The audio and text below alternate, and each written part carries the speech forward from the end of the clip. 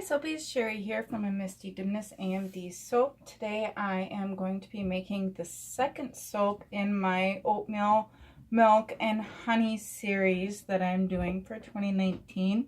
The first one that I made is this Honey I Wash the Kids type soap, and I did not make a video for that. Can't remember why I didn't. I think it was because I didn't have a camera at the time.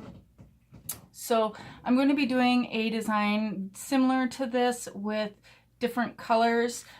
Here instead of the gold, I'm going to be doing green, and then instead of silver I'll be doing gold, and then I'll be leaving the top section uncolored just as I did for this one, and then I'll be doing the same design on top, which is just a spoon sculpt, and then using bubble wrap to make a cool honeycomb design on top. So that's what I will be doing today, and I will be using Crafter's Choice Fresh Picked Pear for my fragrance oil, and for colors I will be using Micas and More Peat Green Mica, and probably the very last of my 24 karat Gold Mica from the chemistry store.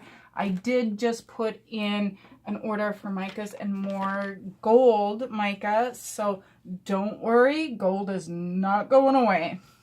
So with that, let's get making some soap. If I can find my other glove.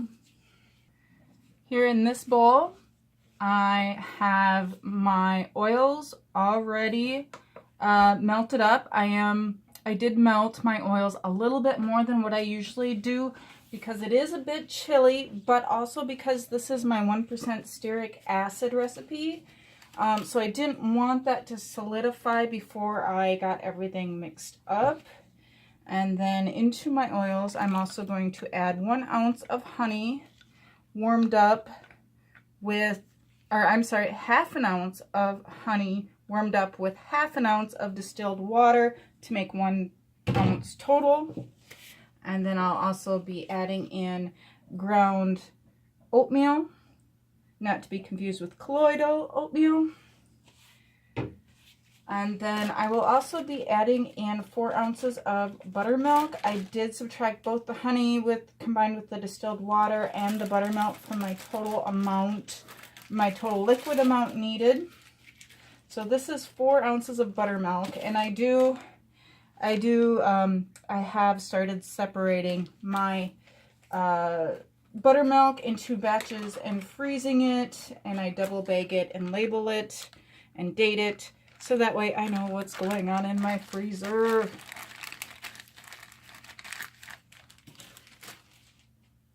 There's that, and that's everything we need except for our fragrance oil. Let's add our fragrance oil, shall we? So this is going to be 2 ounces of this fresh picked pear.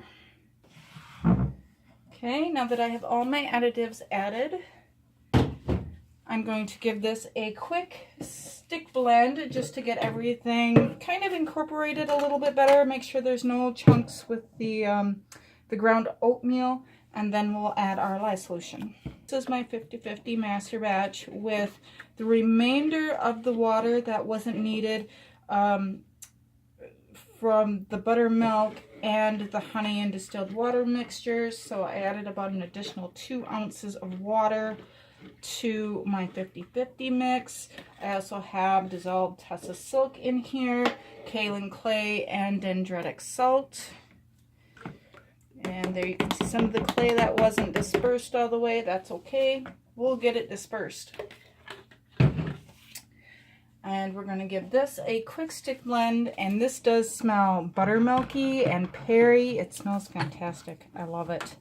So we are at light trace, it's just right on the border of light trace, and I don't remember how I portioned this off last time. I'm thinking I was fairly close to equal amounts, so I'm going to call that good. Just slightly more in this front one. That one will be the gold. This one, of course, in our big bowl stays natural, so I'm going to set that off to the side. And we are going to add our colors. I'll bring you back after I have the colors all mixed up. These are the colors mixed. Apologize for the shadows. I haven't figured out the lighting situation yet for recording. We're working on it. So this is the peat green mica. This is about a half teaspoon to, if I had to guess, I'd say a cup of soap batter. This is about a cup and a half, and I used a full teaspoon of gold, plus probably a little bit more. I just dumped what was left in the bag into here, so that's our gold. And now we're going to pour. So this is my loaf mold. I have it lined with some freezer paper, and I'm going to take 2 of my spatulas and kind of lay them alternated, so like that, like that. And I'm going to actually lay them under one side and prop it up so that way I can get the angle on my pour. It's not going to be much of an angle, just a really slight angle is all I'm going for. And then I'm going to go ahead and just pour my green into one corner, and it is setting up, which is awesome. That's exactly what I want it to do. I want it to be slightly thick when I pour it, so that way my layers stay sharper and cleaner. Or well, at least as sharp and clean as I can pour them anyways. You can see it's kind of blooped out onto the sides there. I'll do a little bit of cleanup here.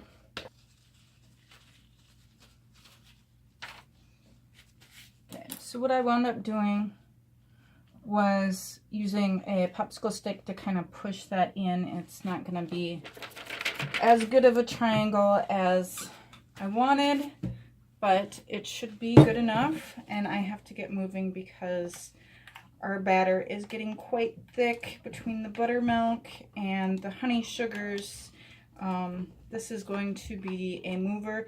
If I remember right, the last time I used this fragrance oil, it moved on me quite fast too.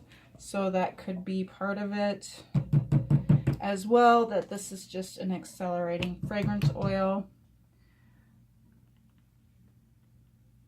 So I've given the mold a couple good smacks. You can see a few air bubbles are popping up on the surface, and I need to give our natural color here a stir because it is quite thick. I'm really suspecting this fragrance oil is just a mover, and then I added in the, the extra stearic acid and the buttermilk and honey, and it's all coming together to make a nightmare. Not really. This is actually going pretty good, especially if you've ever seen my failed batch of wild peach poppy. That one was an epic nightmare. So there's 2 videos for that. One is the failed, all the stuff I did wrong video, and then the other one is when I corrected all of my mistakes and got the recipe to work correctly the way that it should. And we'll kind of get this. It doesn't need to be perfectly smoothed out, but I would at least like even bars here. There we go. That looks a little bit better. I had one end that was looking a little bit on the low side. And we'll kind of fill in that middle spot a bit more. So the first thing I'm going to do is I'm going to take a piece of bubble wrap, and this is cut slightly longer than my mold, and I cut it to approximately the width of my ruler, so it's however thick my ruler is, 1.5 inches or so wide. I just laid it down on the bubble wrap and went to town. So what I'm going to do is I'm just going to take my wooden popsicle stick, and I didn't cut this perfectly straight either, and I'm just going to use my wooden popsicle stick to very gently work that in so each bar will have a honeycomb design on it. And I did leave it slightly longer to make it easier to remove. The last one I cut it exactly, and it was a little difficult to catch an edge of the bubble wrap to pull it off. That's what I'm trying to say. And then the next thing I'm going to do is I'm just going to take a spoon and see how quickly this thing has set up, and I'm just going to pull that over. I don't want to go all the way over to the bubble wrap because I don't want to accidentally overlap too much of it and not be able to remove the bubble wrap. You know what I mean? So there we go. There's our top. And because this has buttermilk and honey in it, I am going to spray this with some isopropyl alcohol and pop this guy into my fridge. And I will bring you guys back tomorrow for the cut. Thanks for watching. If you like watching me make soap, be sure to like, comment, and subscribe. Don't forget to catch me on Facebook at Soapies and Sparkies. There's a Facebook group there. Catch me on Instagram at Soapies and Sparkies, or check out my website. My new March 1st collection is now available and in the store. You can find it at AMD. That's A as in apple, M as in Mary, D as in dog, soap.com. Thanks for watching, guys. Stay soapy.